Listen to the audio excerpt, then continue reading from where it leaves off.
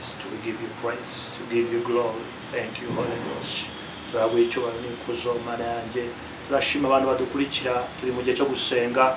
Imana ibane nawe wa muntu dukurikira. Reka twinjire mu gihe cyo gusenga. Nubasha gusenga naho namwe. Thank you, Holy Spirit. We give you glory. Turashima Imana yacu, Imana ikomeye, Imana y'ubwiza. Imana turi kumwe nayo, Imana y'igihugu cyacu, Imana y'igihugu cyacu, Imana iturindira igihugu. Turagushima Mana uteka Imana ishobora byose, tugushize hejuru kushobora byose. Turahamagara izina ryawe Papa, uri Imana ikomeye. Ndakwereka abantu bawe data bizwi izina ryawe. Ijambo ryawe ryambwira data ngo ibihe byanyuma bizabiruta ibya mbere muri Hagayi 2:9. Uiteka Imana yanjye ari ibihe byiza ugiye kuzana, ibihe by'uburumbuke, ibihe byo kunezezwa n'ijambo ryawe Kristo ukomeye. Ndakwereka abantu badukurikira, ndakwereka abantu badukurikira Kristo ukiranuka Mana, ibihe byiza, ibihe byo kutabarwa, ibihe byo kugendererwa. Hari umuntu mwana ugiye guhabwa n'ibihe byiza, hari umuntu ugiye guhabwa ibihe raba sheketele bobo mazika taraba. Ndasenga Kristo ukiranuka ngo utabara umugore, ndasenga data Yesu Kristo ukiranuka utabara uwo mugabo n'umusore. Mana yanjye ugira umuntu ugendera ino joro, ugira umuntu ugendera ku manywa, ugira umuntu ugendera mu gitondo. Mana yanjye ndakwereka data buri muntu wese udukurikira online, reka Mana yanjye wuzuze ubuzima bwe. Oh maraka shitara bayando robo santa lebo. Ndasenga kugira ngo Uwiteka Imana ikora, Imana y'imbaraga, Mana y'ubuzima, Mana y'icyubahiro, Mana ishobora byose. Mweretse umugore n'umugabo udukurikira, aravuga ngo tumusengere. Mana yanjye ndamukweretse ilanchawa, reka heruke lanchawa y'ubwiza bw'ubuzima bwe, reka ilanchawa fellowship dutangira data ifate kuri uwo mugore. Hari umukobwa urwaye uri hasi, Yesu aragutabara, Yesu arakugenderera, Yesu arakora imirimo. Mare bo shataraba. Ijambo rye irambwira muri Yesaya 55:2 ngo nzakujya imbere ahataringaniye mparinganize. Agiye kuringaniza. I shall go in front of you and level the mountains. I'll make mountains flat. That is assurance of the heavenly realm, the heavenly assurance, the heavenly voice. Tonight I declare a voice of prophetic. The prophetic voice is declaring into your ear. There is a revelation of your mountain. There is a reveling of your mountain. There is an elevation that comes your way tonight.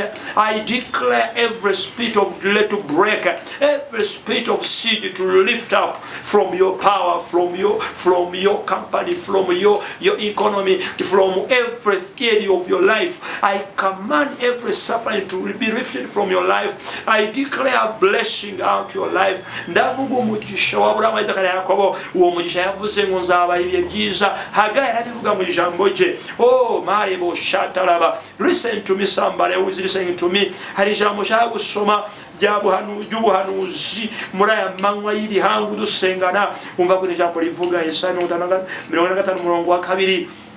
Aravuga ngo nzakujya imbere ahataringaniye mparinganize. Nzamenagura inzugi z'imiringa n'ibihindizo by'ibyuma nzabicamo kabiri. Nzaguha ubutunzi buri mu mwijima n'ibintu bihishwe ahantu hiherereye, kugira ngo umenye ko ari je Uwiteka uguhamagara mu izina ryawe. Oh maraba kataraba sheketele bobo shitaraba baba. Ndasengera uwo musoro ushomereye n'akazi ufite birakomeye. I have a prophetic voice tonight. I have a prophetic voice this afternoon. Jesus is about to bless you in the mountains you are in the mountainous areas you are in. He is assuring you in the verse 2 in chapter 45 Isaiah. He's saying, I shall go in front of you and level the mountains. Oh maraka shetelebo laleska mariba santaleba. Listen to me somebody. The Bible says in the latter glory days is coming into our lives tonight. The latter glory days is coming to be better than the past. The Bible says the book of Haggai in his word. Haggai arabivuga muri Haggai. Reka naho twarebe Haggai arabivuga. Aravuga ngo ibihe byiza by'Yesu ya mbere, ibihe byiza bigiye kuza biruta ibihe bya mbere by'Yesu. Oh my God, ndakwashoringa with prophetic declaration. Ugiye kugira ibihe byiza muri iyo nzu urimo. Ugiye kugira ibihe byiza mu bihe byawe byo kubaho kwawe n'Imana yawe. Ugiye kugira ibihe byiza, ugiye gutabarwa. I send a prophetic healing upon your life now. I send a prophetic visitation into your life.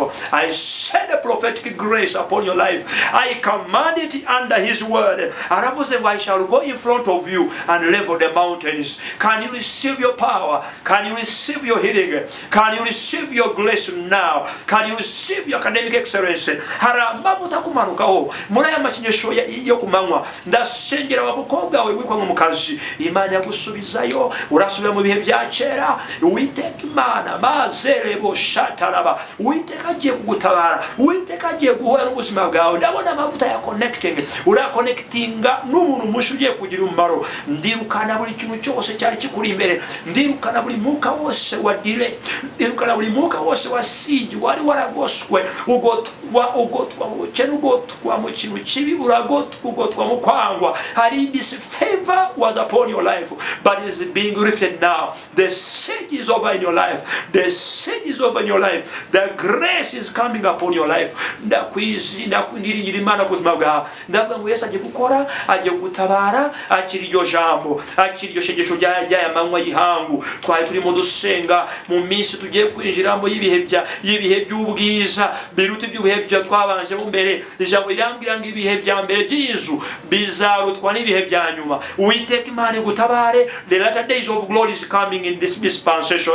The grace is coming into your life. The grace of finance is coming into your life. No more delay and no more tears. Marebo shataraba. I believe his word. Ijambo rirambwira ngo Uwiteka Imana igihe yakoranaga na Mose akora mu bwoko bw'Imana bakora mu gihe cy'uburetwa bakora muri kwa Farao. Baramubwiye ngo musiga abana musige n'imitungo. Baravuga ngo ntabwo tubisiga. Uwiteka arambwira ngo ntabwo ugiye gusiga ubutunzi bwawe nyuma. Iyo bishana ugiye gusiga ubutunzi ugiye kujyana nabwo. Ugiye kwimuka kuko ijambo rirambwira ngo yarabanje abati ntabwo twasiga ubutunzi bwacu kugira ngo tuzatanga ibitambo munye tugera hakurya mu gihe cy'isezerano. Uwiteka Imana itabara ubuzima bwawe. Ndakuvugaho kugirirwa neza. Wa mugore uri hanze muri Kenya urankurikira. Imana irakwibukira umugabo. Imana iramurinda hari mu gihugu agiye kwimukiramo. Ndavuga ku mugore uri muri Amerika unkurikira. Uwiteka Imana itabara ubuzima bwawe. Iyo ndwara kure. Wa mugabo uri muri Canada wabuze visa uraho yagushobeye. Uri residence permit yawe irarangira. Uwiteka Imana ikore. Uwiteka Imana yiruka isezerano bigiye gukunda kandi bigiye gukorwa. Ijambo ry'Imana rirangira ngo is Alpha na Omega.